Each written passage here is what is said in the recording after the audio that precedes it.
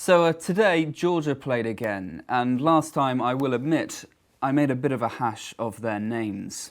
Shadza, Makulas, Tido, Amazaz, Jababas, Levanchester. Understandably, that brought quite a lot of anger from the Georgian militia near me, so I'm going to try and rectify that today with a little exercise before we start called tongue twister or tongue tvidza.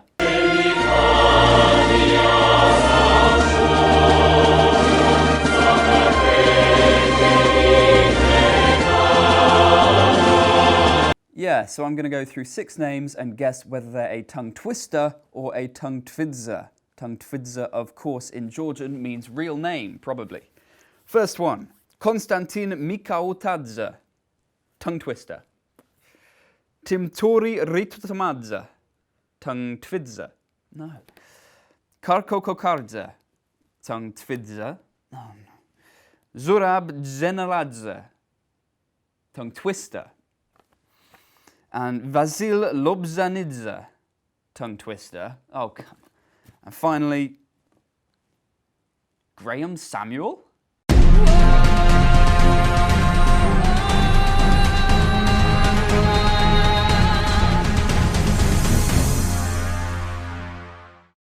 Hello and welcome to Rugby this evening. Please help us, we're already running out of wobbly table jokes and we're not even 2 weeks in.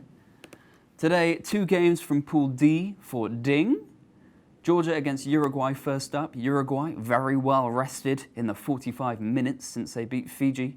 The 2 teams have met 4 times before, Georgia taking the most recent win in 2013 in Tbilisi. However, Uruguay have won their only previous World Cup encounter in 2003 in Australia. Australia also getting a bit of action today against Wales, that crucial game. We looked at that yesterday. 6 times the 2 teams have faced each other in the World Cup, Australia taking the most recent 5 wins. However, Wales have won the most recent game last November in Cardiff. Let's have a look at those 2 games then now in 80 minutes in 80 seconds.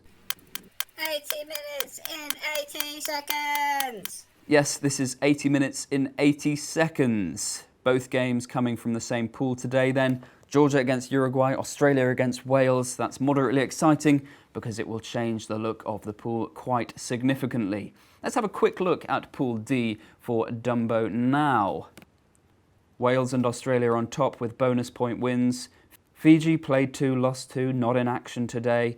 And Georgia yet to win as well. We'll see how those pools look after these games then. Could I have 80 seconds on the clock, please? Thank you. And here we go. Wales, immediate drop goal. Dan Biggar. There we go. 3-0 for Wales. Graham Samuel gets the first try for Georgia, but Graham Samuel misses. They're 5-0 up against Uruguay. Dan Biggar misses a penalty, but Six Nations Player of the Year, Hadley Parkes, gets Wales' first try, converted by Biggar. Adam Ashley Cooper strikes back for Australia in that 15 for most capped players earlier in the week then. It's a conversion is missed, but it's another try for Graham Samuel for Georgia. Graham Samuel converts this time, 12-0 to the Georgians. Bernard Foley scores a penalty, Australia back within 2. Andres Velasquez scores for Uruguay. Felipe Barchesi, what a beautiful man, scores the conversion, 7-12. They're back in that game. Rhys Patchell comes on, hits a penalty. And another penalty for Rhys Patchell. Wales, 8 points in front. It's a miss from Barchesi, but he's still great in my eyes. Interception! Gareth Davis has scored an interception. Try just on the brink of half-time. Rhys Patchell converts. It's 23 points to 8 at half-time. Wales in a 15-point lead over Australia. This is incredible. They won't rest on their laurels, but that is a strong lead over the Aussies. 23-8 at half-time. Uruguay are still in that game against Georgia as well.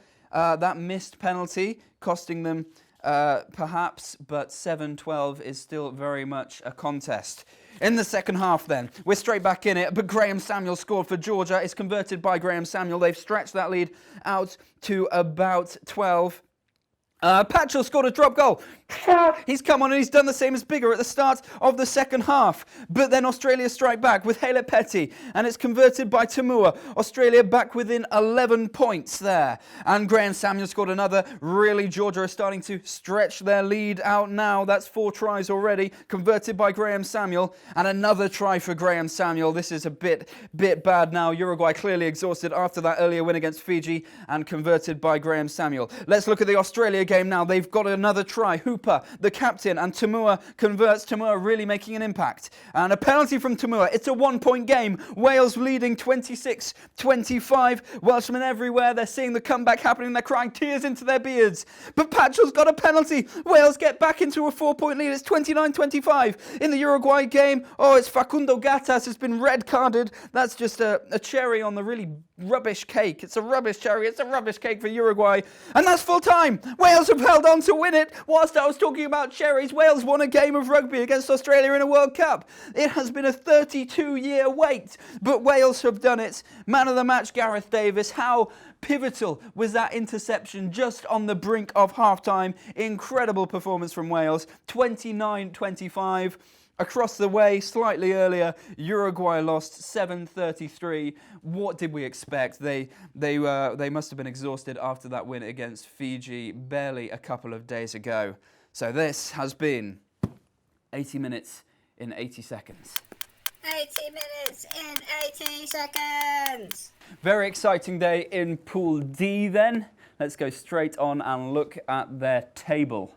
After 2 games played then, Fiji the only ones without a win. They'll be targeting that game against Georgia, possibly the game against Wales as well. At the top of the table, Wales only ones unbeaten. They'll be looking pretty confident to take first place. First place in the pool then could give Wales a slightly friendlier route through to the final. France and South Africa potentially waiting for them rather than England and New Zealand, the teams who await Australia. Now it's time to join Bear Grylls for his final skills test. Bear, what's going on? I'm Bear Grylls. This is my skill test.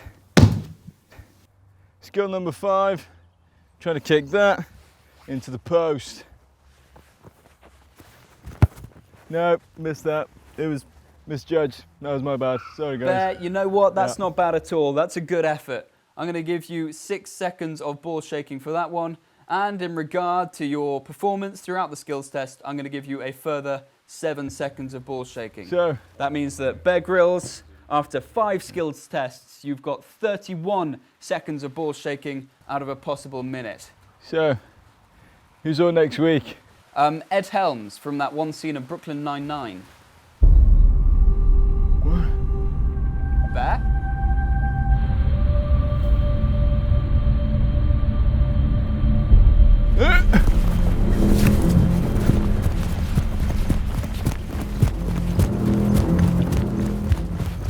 Bear, where are you going? Does Bear Grylls have beef with Ed Helms? James Corden is not the brother of a parent.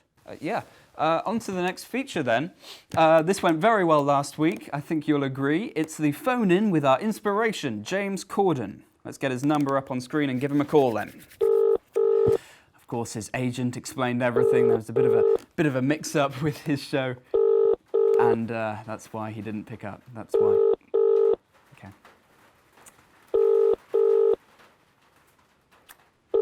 What time it is in California. Yeah.